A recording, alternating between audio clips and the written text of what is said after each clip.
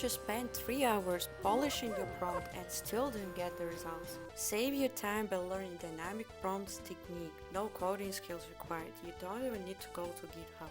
Yes, because the primary library is in GitHub. I have studied everything for you and translated it to the non-tech design language. And advanced prompting techniques will help us generate a lot of brand assets for vibe-coded website. A vibe-coded website will be the final video from this season. We have created the first concept like this one that was created in the first video. The link is here.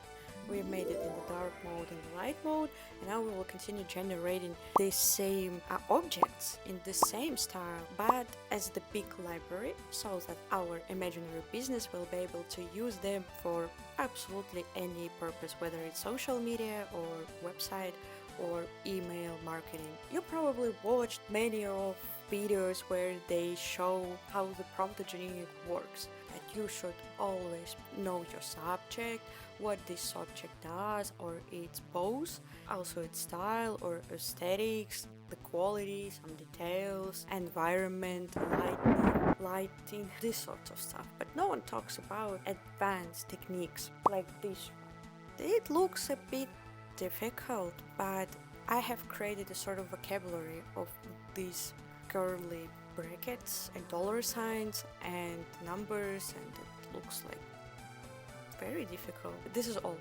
This is really all. This is, you shouldn't be scared. Let's cover tokenization. It's important. Tokenization is how the model breaks text into the token, so-called chunks, rather than reading full sentences like a human.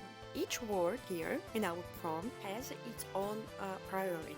Each word is a token. So a hollow is a token. Three-dimensional is also a token. Shield, of course, a token. Absolutely everything is a token. Each token has more priority above the next one. The further we go to the end of the prompt, the less priority this word has. In our case, dark neon background has the least priority because it's the last word.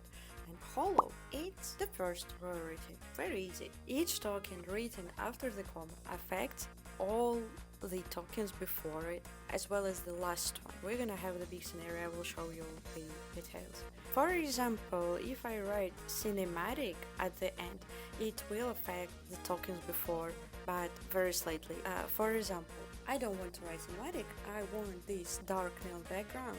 Let's move it to the start. This is the first image. Let's now place dark neon background at the end. We will see what is happening. This is our second image where we put a dark neon background at the end. Let's compare. Actually, in InvokeAI, you can drop the image from your board like this. Do you see here? One image has the darker background and another one has more like neon background. The first one, where we place the dark neon background, is the first word. This token has the most priority, that one. That's why it has the bigger impact. We have here more dark background compared to that one. This is the primary logic of prompting. And in InvokeAI, by the way, you can choose here like over, and it will immediately compare. You can choose side by side and you can choose slider. Let's move with you to this table. This table is about these curly brackets, dollars and numbers. I have translated it into normal language. You can use it in 2026. The first is parentheses. Yes. It shows emphasis. You can add two from one side, two from another side, like I have here in the heavy. You can actually even add 3 ones, but 3 ones can be a little bit more tricky because it may ruin the whole prompt and the machine can go crazy. Also, you have square brackets. Square brackets are the emphasis. Let's choose something in our prompt where we can check the square brackets. I think that roses, they are placed in the middle of the prompt. The weight of the token is in the middle. Added the square brackets to the rows. I want roses to be small. It feels like nothing changed, only the chain has become smaller. In that case, let's press 2 dots on the side, I don't remember its name, and let's press 2. Let's see if something changes. I really wait for this small amount of roses here.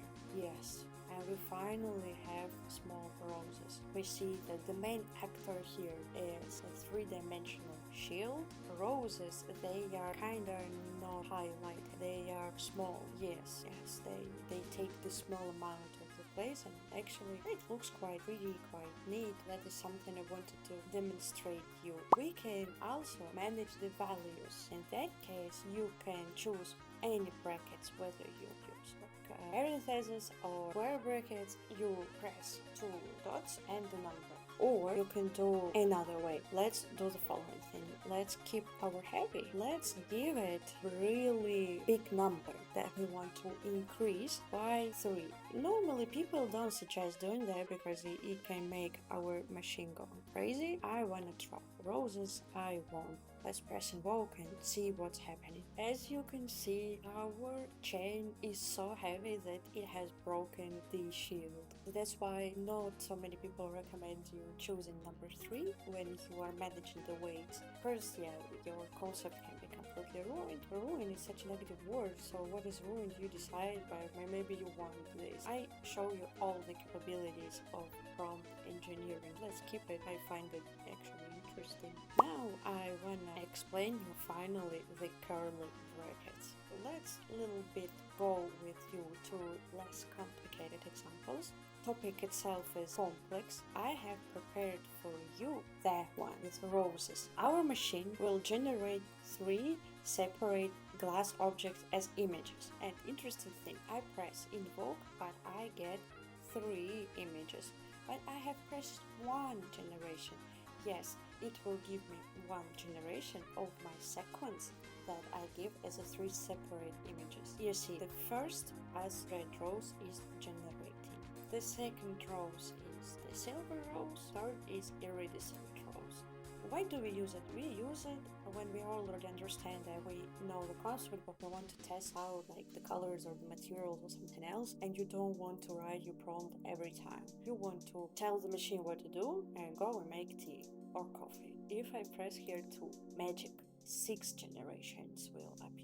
6, yes. 2 for red roses, 2 for silver roses, and 2 for iridescent roses. It happens because I asked the machine for 2 generations. Each generation is composed of 3 variations. We take 2 multiplied by 3, we get 6. Easy mathematics. Here we have 2 red glass roses, 2 silver roses, 2 iridescent roses. It is really awesome if you're generating characters. For example, you're working in game design and you want to check some concepts. You want to generate everything in one prompt. You give the task for the machine. Sometimes when you get as a result 120 generations, they will take really hours. But you can go to the gym, for example. I will show you a complete killer feature. We have here curly bracket, $2 and $2. It's so difficult. This will generate 6 possible variations. Red roses, silver roses, iridescent roses, red roses, silver roses, red rose, iridescent rose, and so on. I've got 12 because I asked the machine to generate 2 generations of 6 variations. Why 6? We have red rose and silver rose, red rose and iridescent rose, number 2, silver rose and red rose, number 3, silver rose and iridescent rose, number 4, and each one. I've got 7. This is something from the programming, something difficult. We are designers, we're too stupid for this. Let's change with you the number 2 to number 3. Look what is here. Here we have more options. The great number you have, the ready combinations you may have. Name of this prompt is Combinatorial prompt. I'm so smart. Those who remember XYZ plot in Automatic 1111, this is exactly this stuff. Let's move to something more interesting. Here, this is called Alternation. The model literally switches back and forth between tokens at every sampling step. Sampling step is a sort of jump that a model uses to generate an image. It will spend roughly 10 steps on red, 10 steps on white, and 10 steps on blue equally, which often results in a shimmering, like some hybrid look. This is not like gradient, it will be mostly like 1/3 of the image is generated in one style, another third of the image is generated in another step. In our case, this is the color. The sampling steps. Sampling steps are here in this bar. We can change it, for example, to 40. But since we have here 3 options, let's push it to 60. We are supposed to have more detailed image where 20 sampling steps, 20 jumps. The neighbors are loud. 20 jumps. The more sampling steps we have, the more creativity the machine gives us. Let's check it with these settings. Here we have our rows, which is hyper realistic because we have given more sampling steps. You can see here the incredible texture. If you want something like that, some play with materials or with colors work with this technique really amazingly. Use it for your future design. Now we will move with you to such trick as mutation. Mutation is way more interesting. We should use here instead of stickable dots. Let's see what will happen here, and sampling steps I will lower to 40. This I will save to our board. While it's generating, I will tell you what is mutation. Mutation is another way of mixing, in our case, colors. As you can see, it gave us more gradient. They are not so precise. The mix of our parameters, in our case, our parameters are the colors. It gives us the result not such precise as here. Let's check it. Here, we don't have any gradient on that side of the leaf, but here we have some of the gradient. Different styles, as you can see. This is the mutations. It gives like more realistic mix. Just another way to mix your parameters. Here I can show you one trick that you can add here 10. Look what will happen. If you add a step number such as 10 in our case, the AI will spend the first 10 sampling steps jump for the red color, then it will switch to blue, will switch to white, and blue with the remaining sampling steps jumps. It uses the initial structure of the first object to grow the second one, often resulting in a very interesting mutation. Here we've got another style of mixing. We've got red, the base, the other colors were grown from this red. And now let's move to diffusion technique. We should better use red on the first stage over here instead of double dots, or how do you call them? Let's write and they should be in caps lock. Meanwhile, this is the merging technique. It's called Composable Diffusion. It is used to process both concepts, or all of the concepts you have at the same time. It is a complete mix. Diffusion is the right word to explain. Over here we have very realistic diffusion again. Now I want to show you the difference. That is the alternation. That is the mutation, and that is the diffusion. Let's generate another rows because I want more blue. 2 hours later. Let's do the following thing. Let's replace blue with white. Yes, and we immediately get more blue. Again, why I shouldn't put the blue on first step? Because the machine doesn't know that blue roses exist. It may know, you may get this result. This is actually what I like about generating the stuff, because you never know what exact result you're gonna have. Yes, this is exactly what I wanted. I wanted here this very slight gradient. We have increased a little bit sampling steps, giving some realism, giving some realistic imperfection. This is how it works. Sometimes you think something works, but it doesn't. You should always experiment. Different models, they behave differently. I am working in Flux 2. The same rules, they apply to Flux 1 and Stable Diffusion, but remember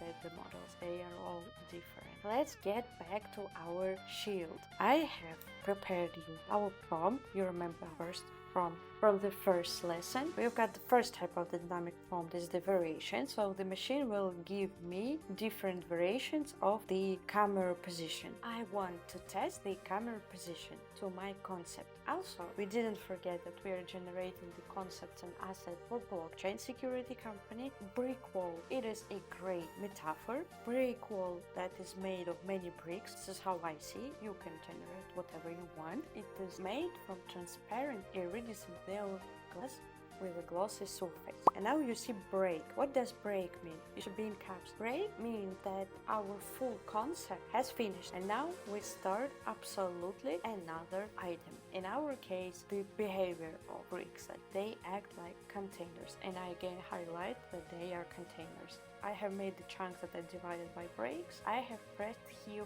4. It means like it will give me 15 generations because POV 1, headshot 2, shot from the direct side is 3, 45mm portrait photography, it is 4. 4 multiply 4. In this generation, we are testing all of the variations, how our camera is positioned.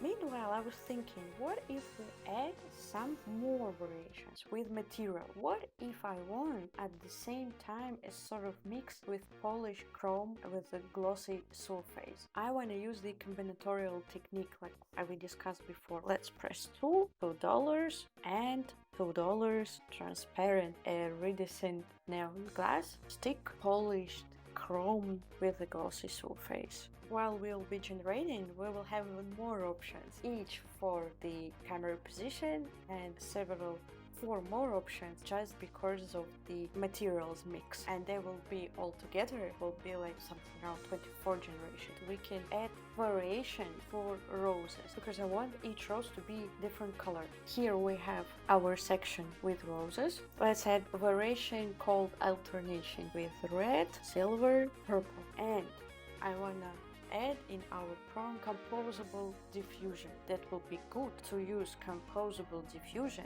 inside the stem together with digital circuits. When you immediately see that something's going wrong, just press discard and it will cancel the current generation so that it won't overload your computer. Our idea here got generated. I actually got the brick wall, but what I don't like that it's too iridescent. But actually that one I will keep maybe as a reference image. And we got here some digital circuits over here, as you can see, and they're like growing inside and outside. Now I want to show you the super killer feature. I want not only the brick wall and not only the shield on the website and in the social media. I want this 3D object that we're gonna generate. I want them to be same style, but I want them to be different. And I don't want to spend a lot of time generating. I want each style to be applied to different object I name. I decided brick wall, outline, yes, it goes with blockchain security, lock figure, eye figure, node icon, and rudder icon. What I've noticed that we've got too many sampling steps. Let's keep them 30 instead of 40. 40 is too much, and it, as you can see, gets too creative. Too many colors. That's not for our concept. Let me show you. I press 1, we've got 24 generations. Different camera positions, for example, POV for brick wall outline, POV for lock figure, POV for eye figure, and so on and so on, and it will be generating for a long time. And what I want from you, I want you to find your prompt and to find your items. Don't forget that if you want to use multiple items, just curly brackets, your item, the stick. Your item is a stick, don't forget to close it with another curly brackets, and you will get as much results as possible. Like for example with this icon. In general, I like this icon, but what I already don't like that our flowers, they are going outside of the lock. In that case, we will have to use outpaint and inpaint technique. We will work in the next lesson with this. This eye is actually quite perfect. I like it. So today we've learned with you the advanced prompt engineering techniques. We learned with you tokenization, combinatorial prompting, dynamic prompting, how to use parentheses, double parentheses, square brackets, and how to use word plus value. That's very fun. Also, we learned with you alternation, mutation, and merging or composable diffusion. My favorite one, I recommend to practicing. Look at these amazing results. We will use them further in our website. The results that I didn't like, but I want to work with them further, I will save them. We will cover in-paint and out-paint technique in the next lesson. Best thing about all of that, it's for free. You don't have to pay anything because it's open source. Thank you so much for the attention. Bye bye.